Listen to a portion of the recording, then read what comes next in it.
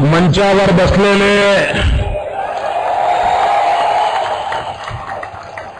राष्ट्रीय अध्यक्ष आदरणीय नितीन गडकरी जी, ज्येष्ठ नेते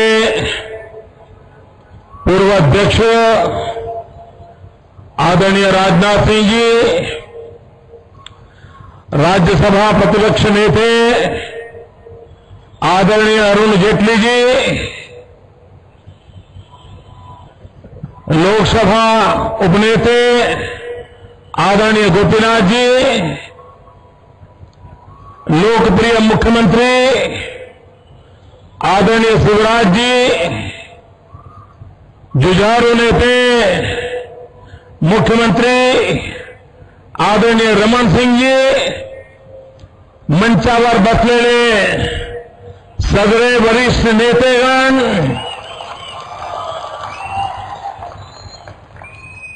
मुंबईकरांना माझे नमस्कार.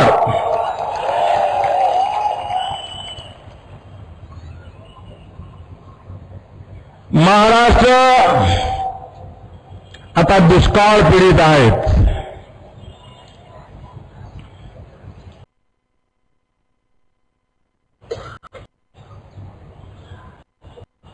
बिकट परिस्थिती आहेत. यावेळी महाराष्ट्राचे शेतकऱ्यांच्या प्रती माझी सहानुभूती व्यक्त करतोय. भाइयों बहनों, एक समय था गुजरात में 10 साल में 7 साल अकाल रहता था और हमारी तो मुसीबत ऐसी थी कि काफी बड़ा हिस्सा हमारा रेगिस्तान था और ये भी हमारी मुसीबत थी कि इधर रेगिस्तान था, उधर पाकिस्तान था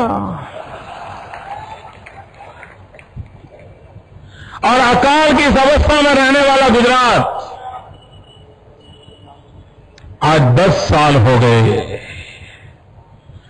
मेरे गुजरात में अकाल का नामो निशान नहीं है.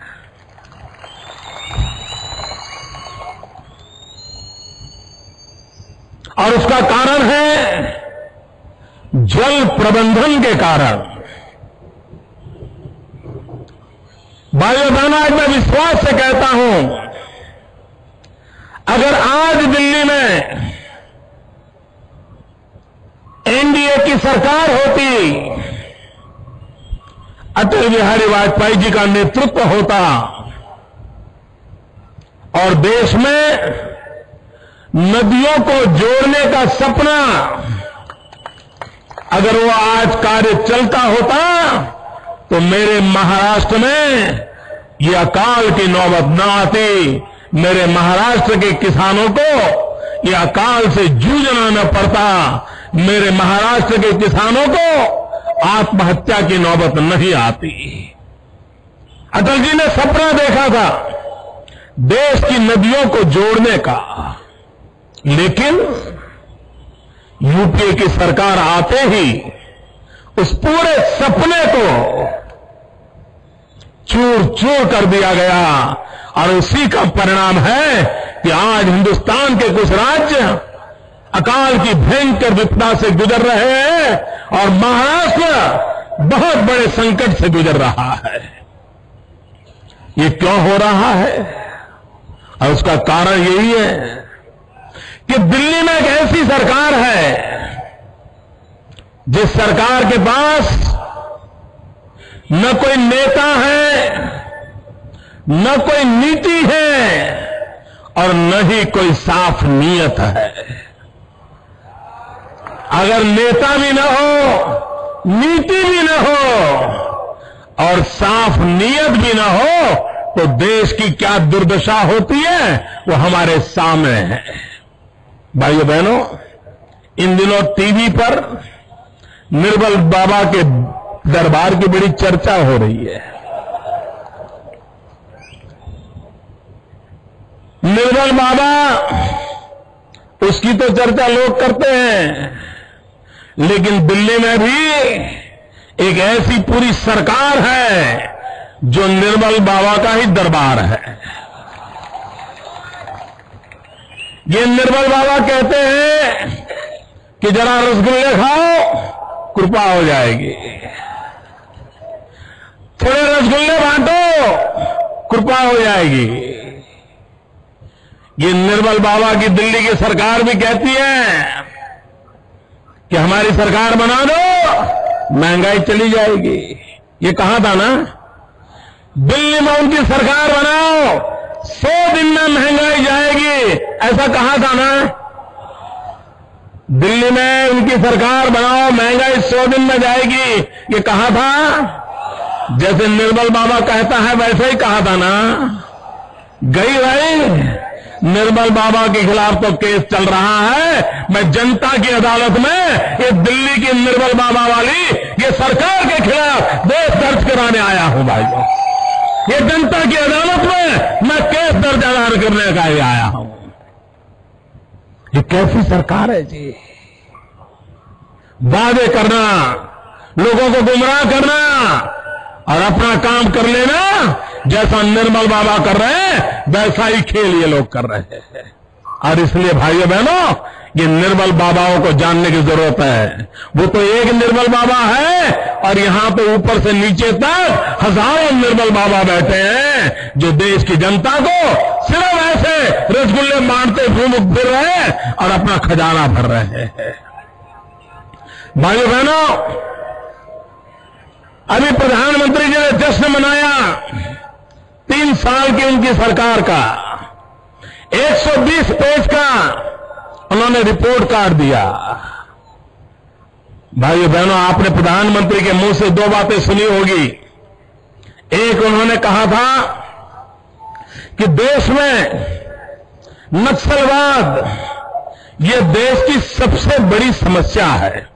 एक खुद डॉक्टर मनमोहन सिंह जी के शब्द है, मेरे नहीं है।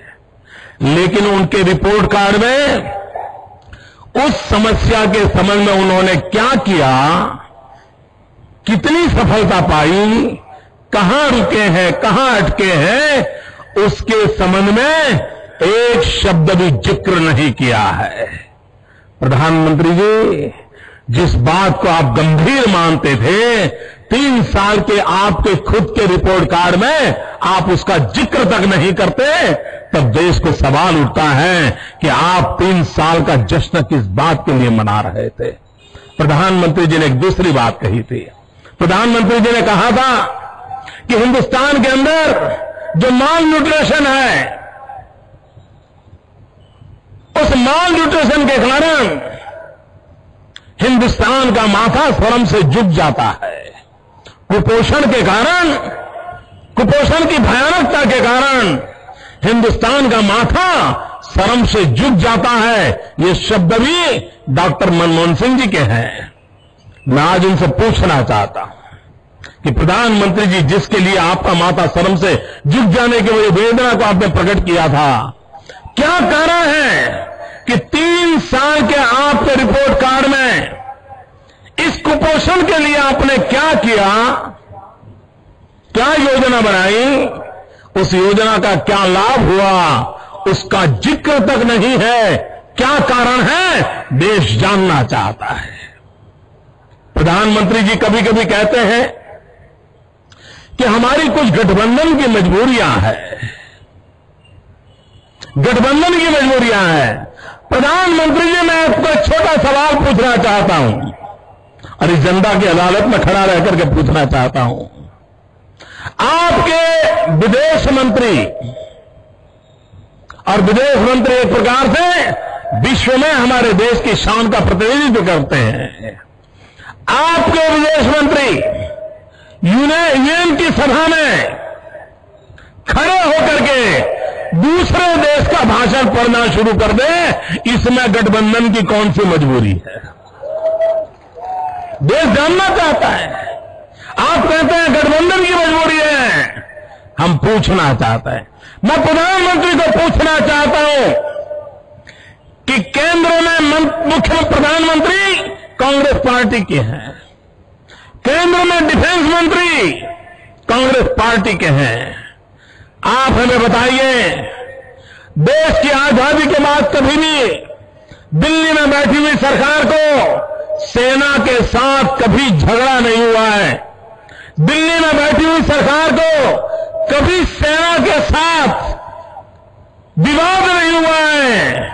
वो कौन सी गठबंधन की मजबूरी है, जबकि डिफेंस मंत्री आपका कांग्रेस का है, जबकि प्रधानमंत्री कांग्रेस का है, और आज दिल्ली की सरकार लगातार सेना के साथ भिड़ रही है। ये कौन सी गठबंधन की मजबूरी है? प्रधानमंत्री जी देश जानना चाहता है।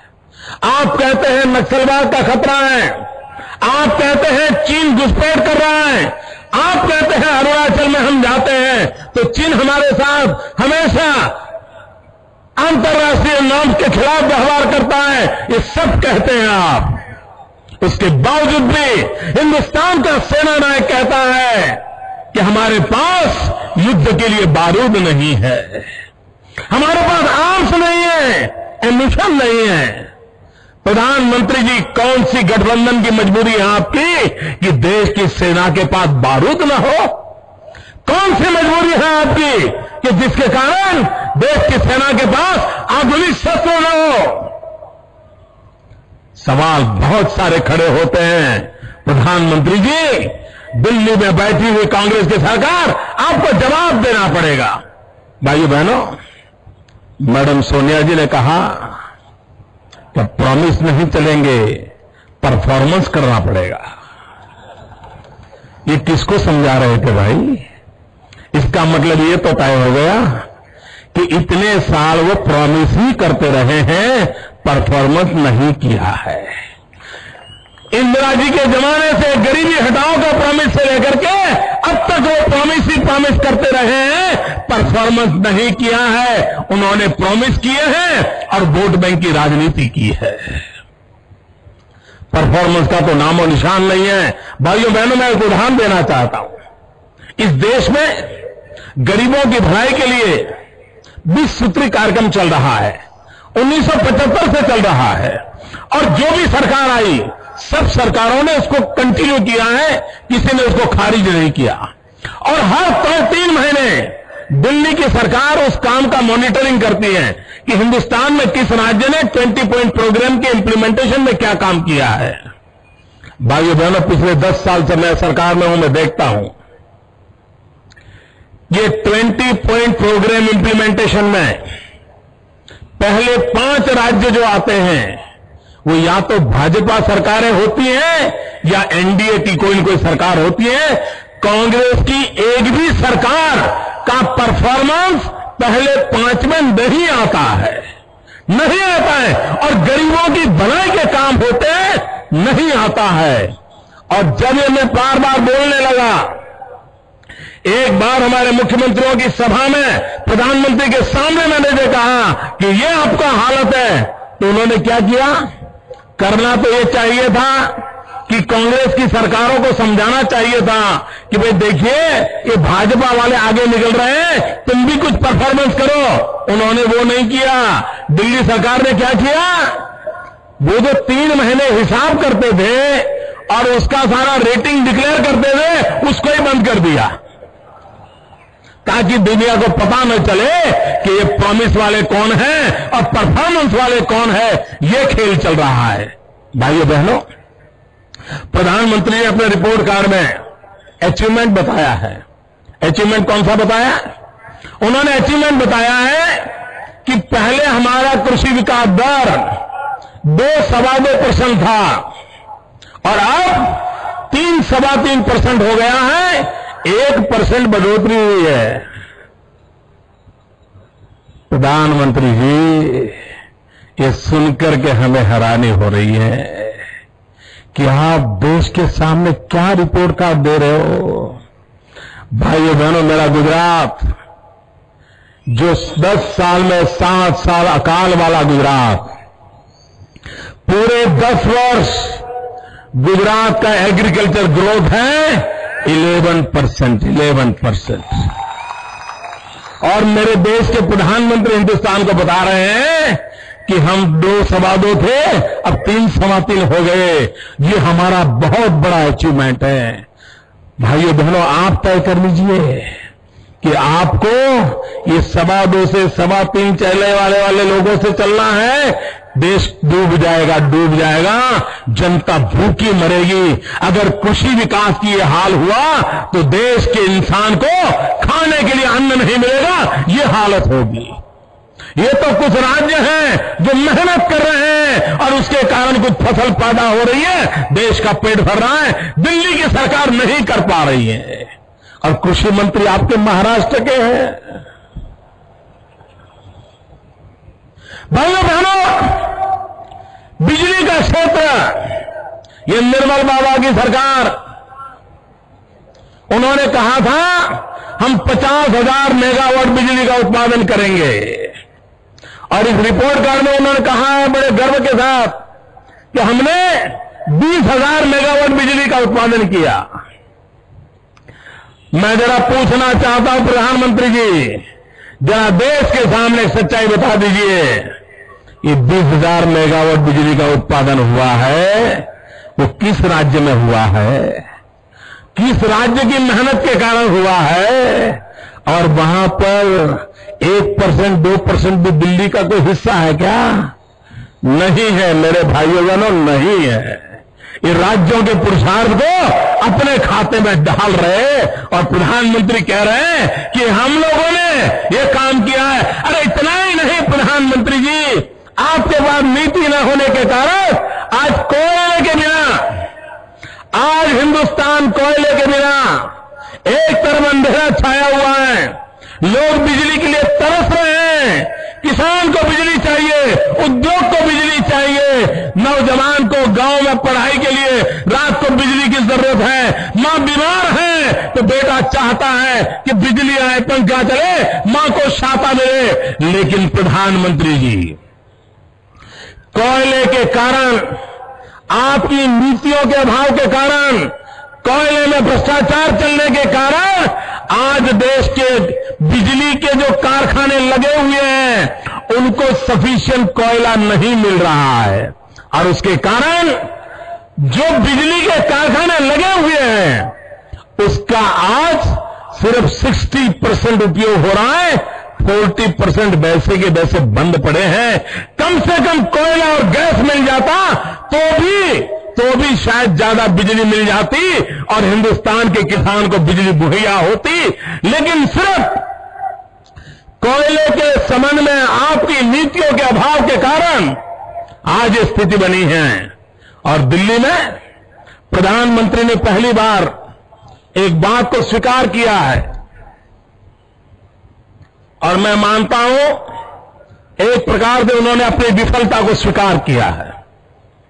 अपने रिपोर्ट कार्ड में उन्होंने कहा है कि हमें राज्यों के साथ अपने संबंध सुधारने पड़ेंगे। मतलब पक्का हो गया कि उन्होंने राज्यों को कभी आदर के साथ, समानता के साथ स्वीकार नहीं किया। भाई बहनों, मैडम जयललिता जी ने मुख्यमंत्रियों की भरी सभा में कहा था कि आपने मुख्यमंत्रियों को और राज्यों को एक म्युनिसिपैलिटी में कन्वर्ट कर दिया है। आपने राज्यों को बहुत ही नीचे करने की कोशिश की है। और मैं बड़ी गंभीरता के साथ आज दिल्ली की सरकार पर आरोप लगाता हूं कि दिल्ली की सल्तनत ने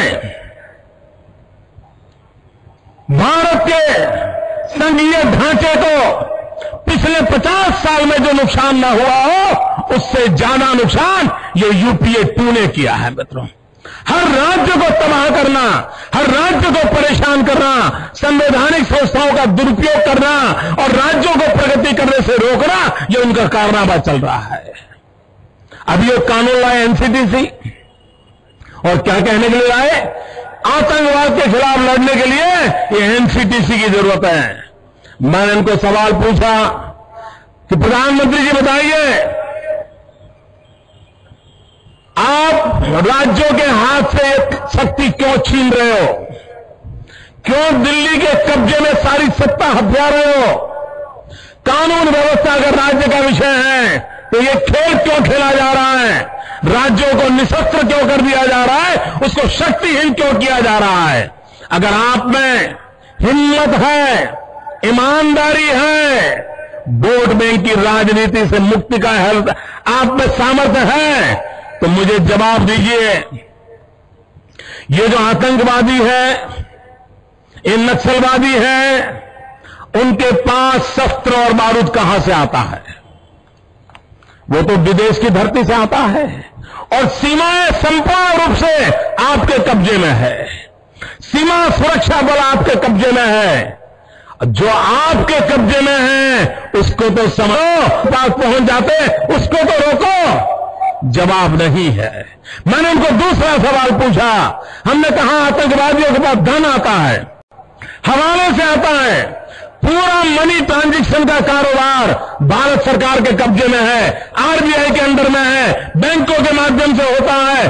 क्या प्रधानमंत्री आप इतनी निगरानी नहीं रख सकते कि ये जो धन विदेश से आकर के आतंकवादियों के पास जाता है आपके हाथ में है, राज्य उसमें कहीं बीच में नहीं आते, आप उसको क्यों नहीं रोकते हैं?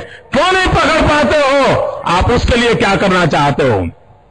मैंने तीसरा सवाल उनको पूछा कि विदेशों से घुसपैठ भी आते हैं, घुसपैठ से आतंकवादियों के रूप में आते हैं, आतंकवादी घटनाएं करते हैं, भाग जाते हैं। प्रधानमंत्री जी आप मुझे बताइए, सीमाएं आपके हाथ में है, कोस्टल सिक्योरिटी आपके हाथ में है, बीएसएफ सेना सब आपके हाथ में है, नेवी आपके हाथ में है, ये विदेश से घुसपैठ के कैसे घुस जाते हैं?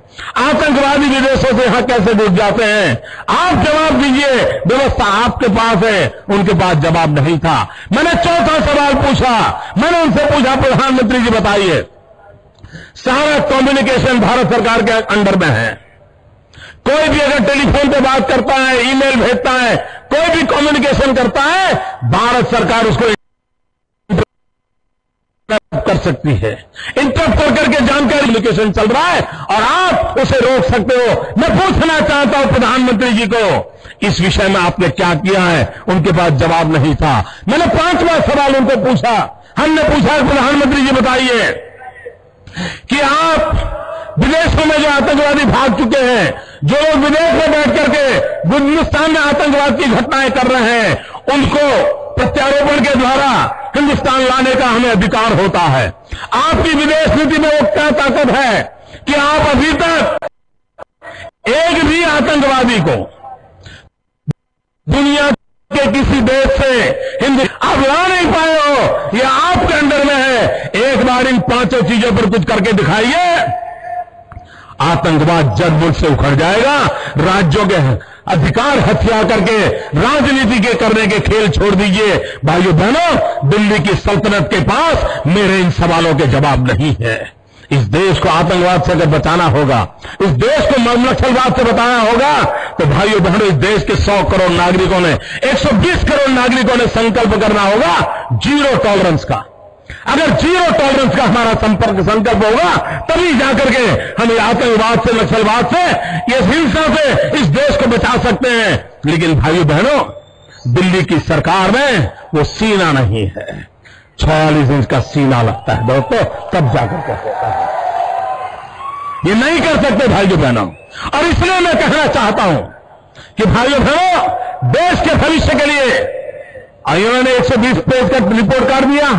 आपको हैरानी होगी, हिंदुस्तान की 50% जनता हमारी माताएं बहनें हैं। 120 पेज के उनके रिपोर्ट कार्ड के अंदर एक शब्द माताओं बहनों की भलाई के लिए उन्होंने क्या किया, क्या अचीवमेंट किया, उसका जिक्र तक नहीं है।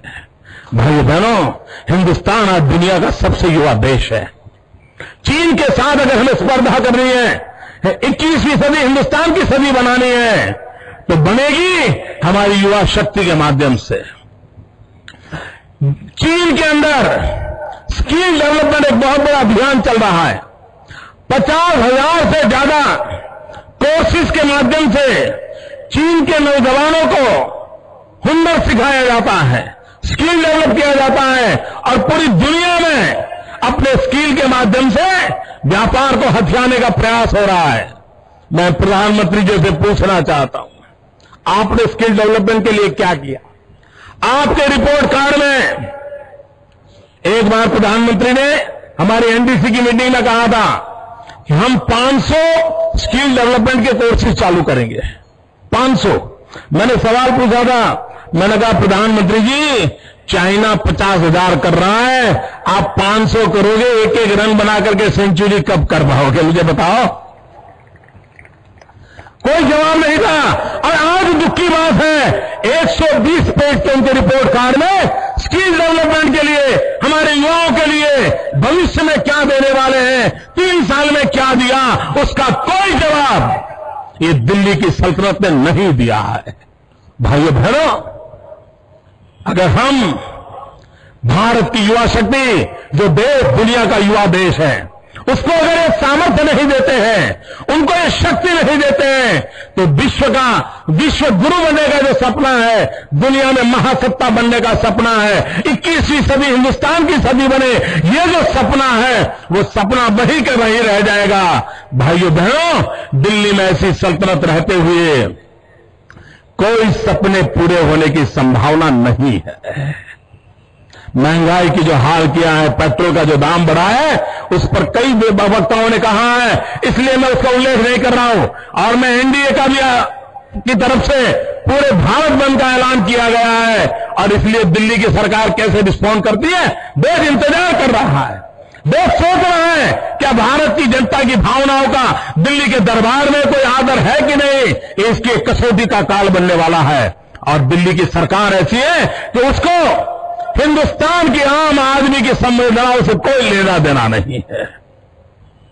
वो सिर्फ अपनी राजनीति करने पर तुले हुए हैं। भाइयों बहनों, एक के बाद एक कानून ऐसे ला रहे हैं। अभी वो कम्युनल वायलेंस बिल पर सोच रहे हैं, उसमें तो उन्होंने तय किया है उस बिल में कि हिंदुस्तान का जो बहुमत समाज है उसको दोषी मान करके ही आगे कार्रवाई होगी। ये कौन सा खेल चल रहा है? भाइयों बहनों, अमरनाथ की यात्रा किसी जमाने में 3 महीने 4-4 महीने चलती थी। ये दिल्ली की सरकार की हालत देखिए, ये अमरनाथ की यात्रा के दिन कम होते होते होते अब 40-45 दिन पर आ गई है, और संख्या जाने वालों की 2 लाख से 8 लाख पहुंच गई है। लेकिन ये दिल्ली की सल्तनत न उनका ही पार्टनर सरकार है कश्मीर में, उससे ये नहीं करवा पा रही है कि हिंदुस्तान वासी अमरनाथ जाना चाहता है, कम से कम उसको अवसर दिया जाए। ये भी कराने का सामर्थ्य ये दिल्ली की सल्तनत में नहीं है। और इसलिए भाइयों बहनों, अब समय का इंतजार देश कब तक करेगा? समय की मांग है कि देश एक होकर के इस दिल्ली की सल्तनत के खिलाफ आवाज उठाएं। एक पल के लिए ये सरकार नहीं रहनी चाहिए, और जितने दिन ज्यादा रहेगी देश तबाह हो जाएगा। मैं आज इस मुंबई की सभा में मांग करता हूं कि ये जो रुपए की कीमत बहुत तेजी से घट रही है, एक साल में 25% गिरावट आई है। 25% गिरावट। देश जानना चाहता है कि नवंबर महीने तक मामला ठीक चलता था, उसके बाद ये कौन सी बातें हुई हैं कि आरबीआई ने कौन से बयान दिए हैं, केंद्र सरकार में बैठे हुए मंत्रियों ने कौन से बयान दिए हैं, और अचानक बहुत तेजी से रुपया गिरता क्यों गया है? क्या इसके पीछे कोई षड्यंत्र चल रहा है? क्या रुपयों की हेराफेरी का कोई खेल चल रहा है? क्या अंतर्राष्ट्रीय अर्थ जगत के अंदर इस प्रकार से माल प्रैक्टिस करने वालों के नेटवर्क को कोई मदद पहुंचाई जा रही है? देश चाहता है प्रधानमंत्री जी, आप तो कभी अर्थ जगत के मुखिया के रूप में काम किया है, ये रुपयों की गिरावट, ये सिंपल आर्थिक कारणों से रुपयों की गिरावट नहीं दिख रही है। ये रुपये की कीमत आर्थिक कारणों से नहीं घटी है। कोई न कोई षड्यंत्र है, कोई हेराफेरी का खेल है जो देश जानना चाहता है। ये गंभीर सवाल मैं आज दिल्ली की सल्तनत के सामने उठा रहा हूं।